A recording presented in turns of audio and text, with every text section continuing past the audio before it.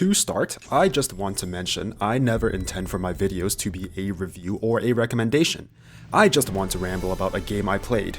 However, because Symphony of War Nephilim Saga was billed to me as similar to Unicorn Overlord, I feel obligated to at least say whether it scratches that itch right off the top. And to that, yes, it does.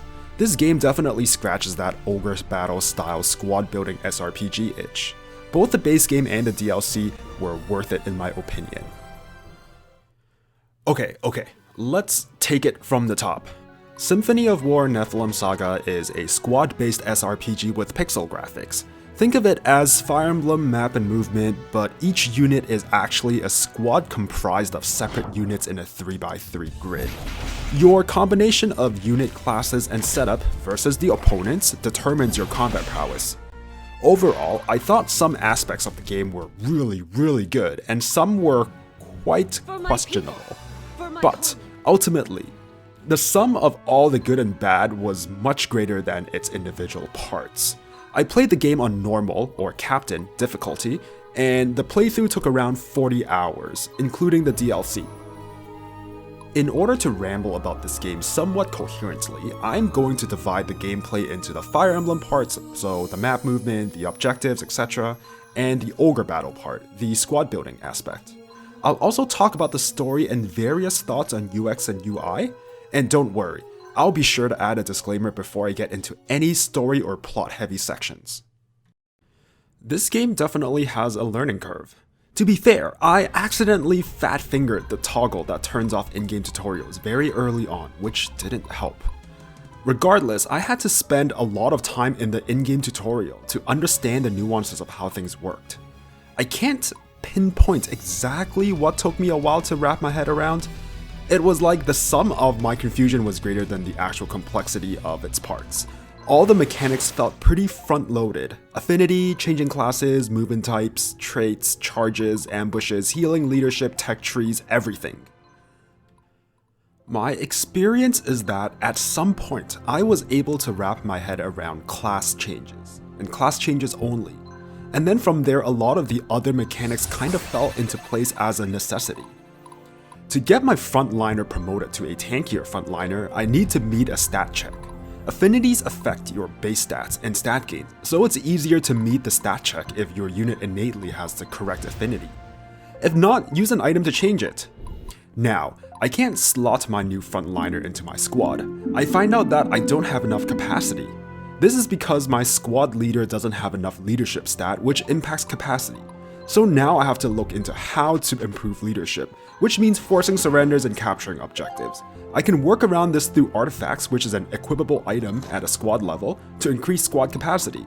But once I put this frontliner in, I see my movement type changes and I'm no longer a cavalry unit. So now you have to understand movement type.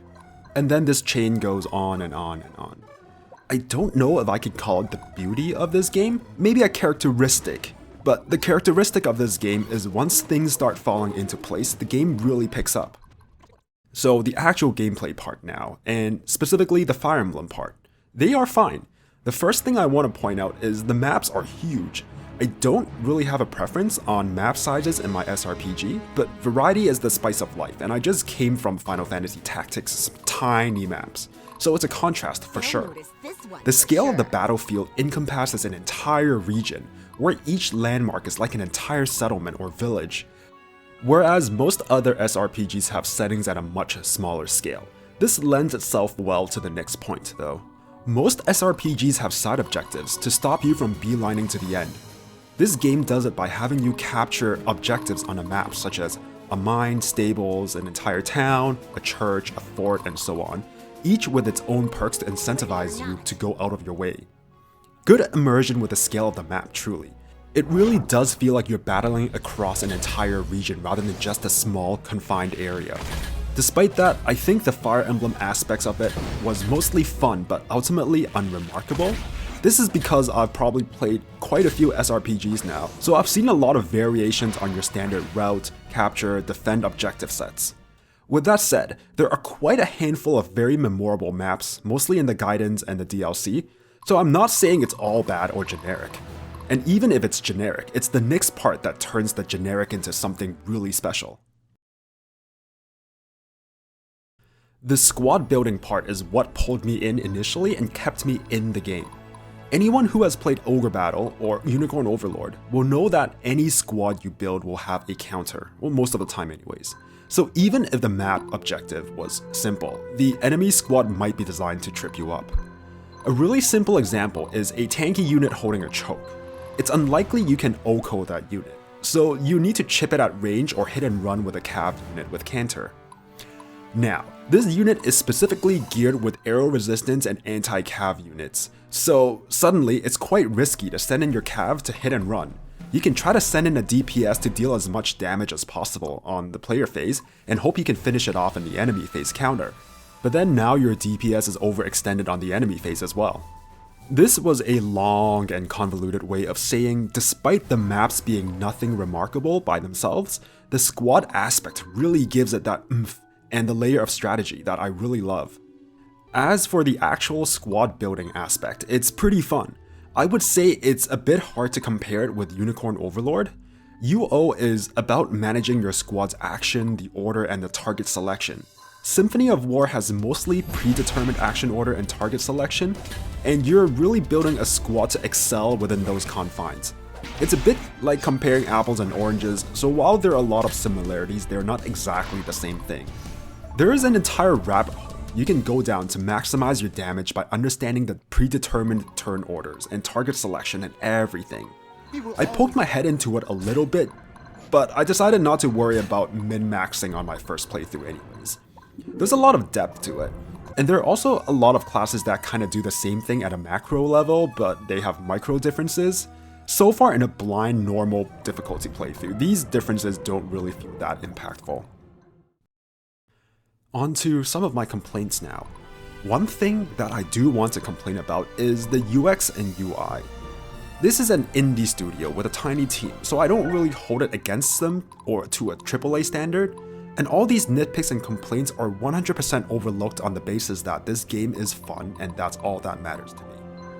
With that said, menuing in this game is clunky.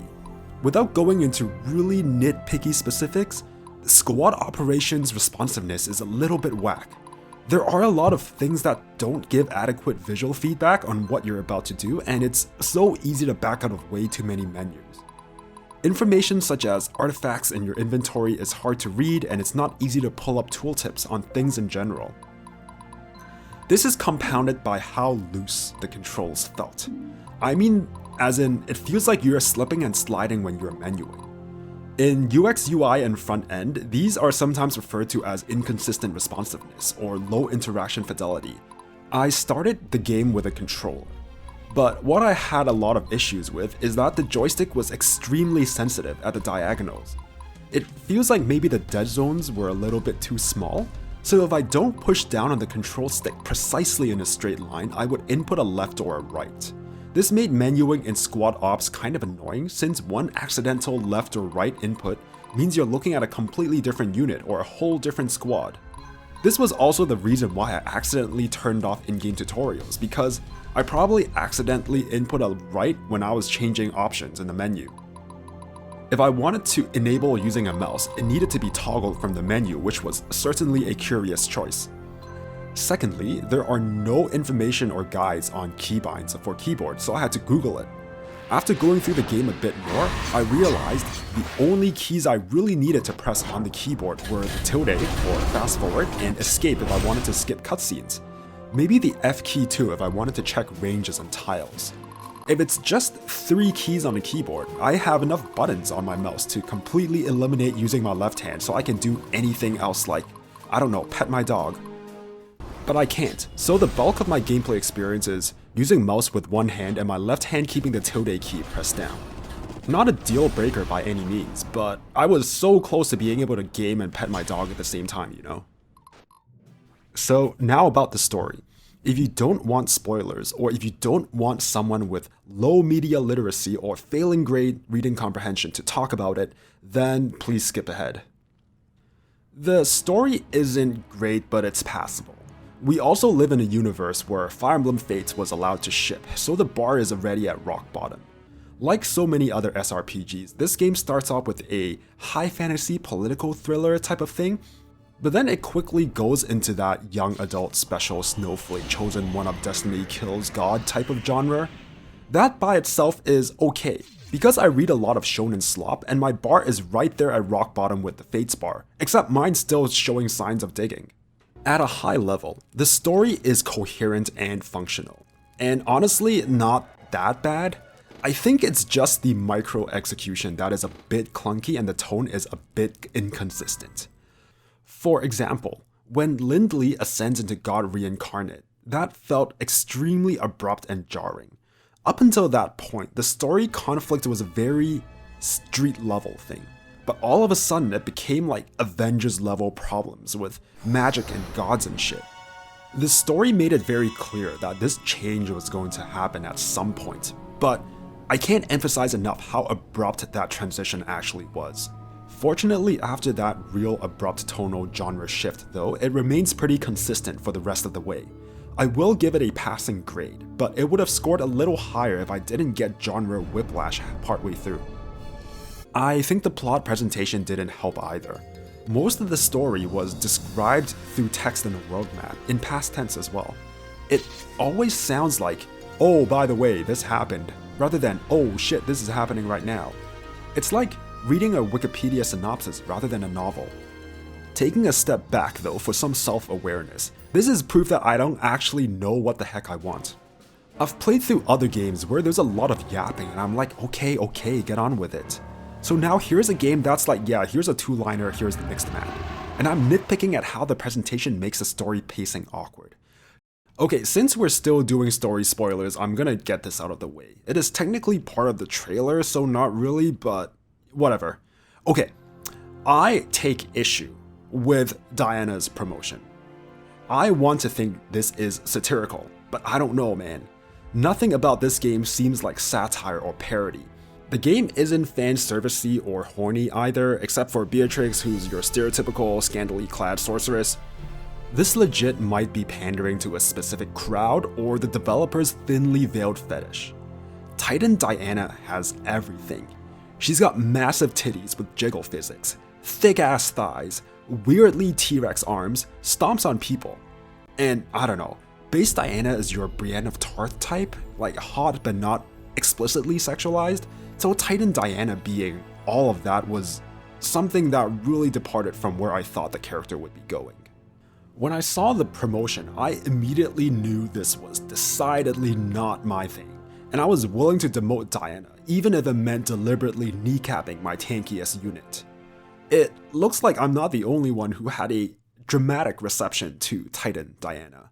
I also see that enough people complained to the dev that they added the ability to cosmetically change Diana back to her base sprite, while maintaining the Titan form gameplay. Being an art school grad, I also have 2 points about the art style specifically. This is a neutral observation, but I want to point out the game has 3 very distinct art styles. You have your properly rendered digital painting character art, cool. You have your battle map sprites as well as battle cutscene sprites, very cool. And then for in-story cutscenes, you have a whole different set of pixel art sprites. At first, the 3 very distinct art styles really caught my eye, so I started thinking about how other SRPGs do battle versus cutscene styles. I guess a lot of other games convey everything through portraits and speech bubbles, and occasionally conveyed through battle map sprites for more action sequences. I think the 3 distinct styles made me realize I've never thought about this type of presentation at all before. It was interesting to go through this thought exercise about how different indie games approach storytelling, so this is very cool stuff.